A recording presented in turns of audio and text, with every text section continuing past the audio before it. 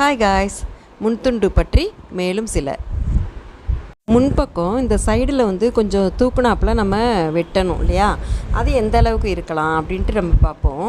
இப்போ இதை நம்ம பொதுவாகவே ப்ளவுஸை ஒரு 3 அளவாக பிரிச்சுக்கணும். அதாவது ஸ்மால், மீடியம், லார்ஜ் அப்படின்னு சொல்லிட்டு. இப்போது இந்த உயரம் எவ்வளோ இருக்கணும் அப்படின்னா, ஸ்மால்னால் 1 இன்ச்சு, மீடியம்னா 1.5 இன்ச்சு, லார்ஜுன்னா 2 இன்ச்சு. இந்த அளவுக்கு மார்க் பண்ணி நாம் இந்த மாதிரி கிராஸாக ஒரு கோடு ஒன்று போட்டுறணும். அடுத்தது, இந்த முன்துண்டில் எப்பயுமே ஆம்ஹோலில் நம்ம ஒரு 1/2 இன்ச்சுக்கு ஒரு உள்பக்கமாக கொஞ்சம் வெட்டணும் இல்லையா? அதை எப்படி வெட்டுறது அப்படிங்கிறதையும் இந்த வீடியோலேயே நம்ம தெரிஞ்சுக்குவோம். இந்த ரவுண்டு வரைஞ்சிருக்கிறோம் இல்லையா? அதில் இந்த நடுப்பகுதியில் ஒரு 1/2 இன்ச்சுக்கு ஒரு பாயிண்ட் பண்ணிவிடுங்க. மேலேருந்து மெல்லிசாக ஆரம்பித்து, அதே மாதிரி கீழே இருந்தும் ஆரம்பித்து அந்த கோட்டை தொடுற அளவுக்கு இந்த படத்தில் இருக்கிற மாதிரி நீங்கள் வரைஞ்சி எடுத்துக்க வேண்டியது தான்.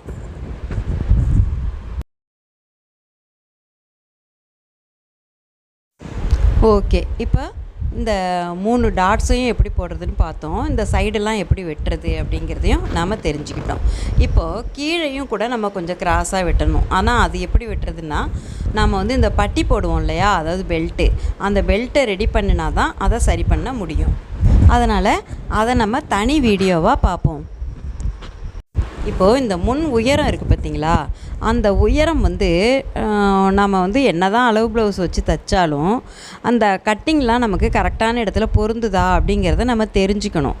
ஒருவேளை இந்த உயரம், முன் உயரத்தை நம்ம சின்னதாக வச்சுட்டோன்னு வச்சுங்களேன், தேவையான முன் உயரம் இல்லாததுனால முன்துண்டு கீழ்ப்பக்கமாக இழுத்துக்கிட்டு வந்துடும்.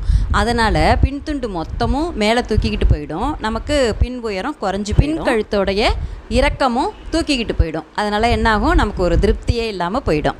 ஒருவேளை இந்த உயரத்தை நாம் கொஞ்சம் அதிகமாக எதுவும் வச்சிட்டோம் அப்படின்னா, நமக்கு இந்த ஒரு ஷேப்பு, அதாவது தோற்றம் ஒரு நல்ல தோற்றமாக இருக்காது. ஒரு மாதிரி முன்பக்கம் ஒரு அமுங்குனாப்பில் இருக்குது அப்படின்ட்டு சொல்லுவாங்க. அதே மாதிரி ஷோல்டரும் கொஞ்சம் லூஸ் ஆகிடும். அதனால் நம்ம ப்ளவுஸு நமக்கு தைச்சோம்னா கூட போட்டு பார்க்கணும். அளவு ப்ளவுஸை போட்டு பார்த்துட்டு அந்த ஃப்ரண்ட் கட்டிங்கும் அந்த ஷோல்டரோடைய அந்த தையல் கோடும் சரியாக இருக்குதான்னு பார்த்துக்கணும். அல்லது நம்மகிட்ட யாரும் கொடுத்தாங்கன்னா துணி தைக்கிறதுக்கு அவங்கள கேட்டுக்கணும். அதுக்கப்புறமா தான் நம்ம அளவெடுத்து வெட்ட ஆரம்பிக்கணும். சரிங்களா? வீடியோ பார்த்ததுக்கு ரொம்ப நன்றி. வணக்கம்.